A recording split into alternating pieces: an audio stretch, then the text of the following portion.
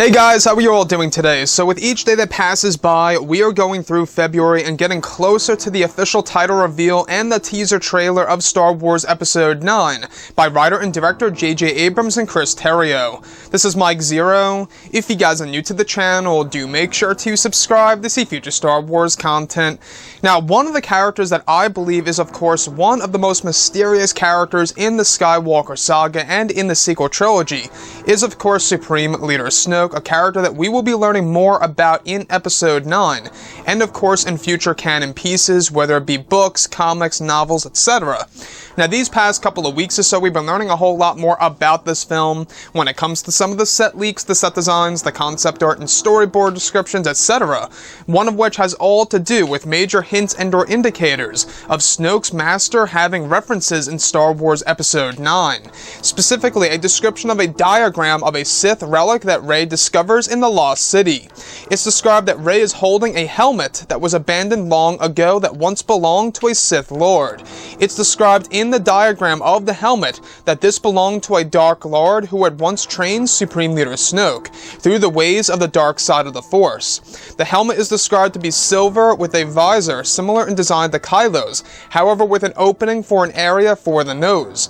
It's described that when Rey is holding the mask of this Sith Lord, who was once Snoke's master, Rey also comes across two other artifacts that belong to him, a Sith urn and Sith chalice that once belonged to Darth. It's described that these artifacts will also be explained in upcoming canon material involving Snoke and his master.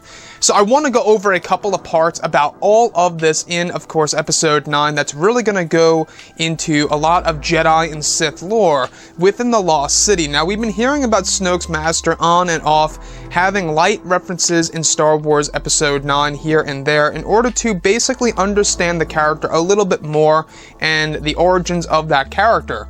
Now, the thing that really does interest me the most is, of course, how Rey comes across the mask of this Sith Lord that is being referred to as Darth. You know, I'm not quite sure if it's short for Darth something or if he is literally the origin of Darth. That's a very interesting thing on the table for sure now. Well, one thing I do want to go over, though, is the helmet.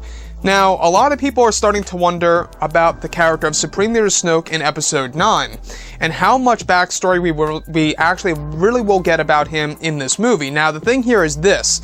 We do know that the Age of Resistance comic line is going to give us a lot of revelations for the character of Snoke, and that honestly drops a month before Episode 9, which is a little weird, right? Something is definitely up.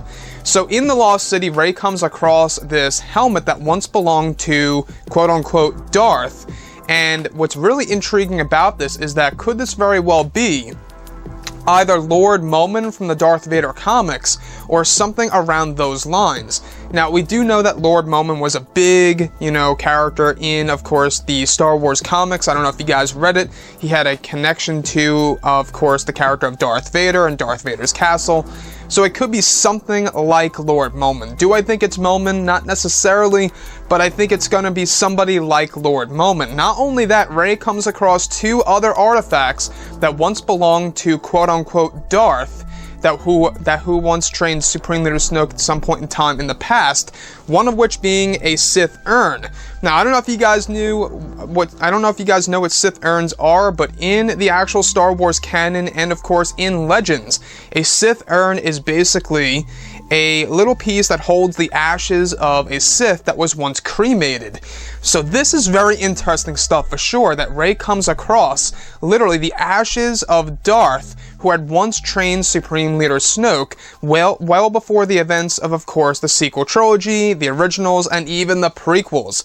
The other one is, of course, a Sith chalice. Now, this was used, of course, during meditation sessions for the Sith, and even aspects of the Jedi, they used similar items like this, but for the Sith, they used a Sith chalice in order to meditate. So you can really see all the little tiny references that they're trying to insert here into the movie that will actually have, a lot more, explaining in, of course, the visual dictionary of Episode 9 or whatever kind of art book that J.J. Abrams decides to drop for this movie that's going to go over all of these different objects in great detail. He gained his powers, who trained him, per se, right? All we know is that it's this character named Darth, quote unquote, and that some references of Snoke's master will be made in Episode 9 and in the Episode 9 visual dictionary, as well as future canon pieces like books, novels, and comics that will have a lot of attachments to Star Wars Episode 9 by JJ. So, the one thing I do want to say is that Supreme Leader Snoke, the reason as to why I'm so fascinated about this character is because of how mysterious he really is, and how he was basically responsible for killing off Han Solo. You know, he turned Kylo Ren to the dark side, hence Kylo Ren killed his own father right then and there during the events of The Force Awakens. So you can really see how Snoke really has this big deal, this big connection to the sequel trilogy. Anyways, guys, drop a comment below. Let me know what you think about all of this in the comments. And if you guys did enjoy the content for today, do make sure to drop a thumbs up on this video to support the channel. I thank you all so very much for the kind support, and I'll catch you guys next time.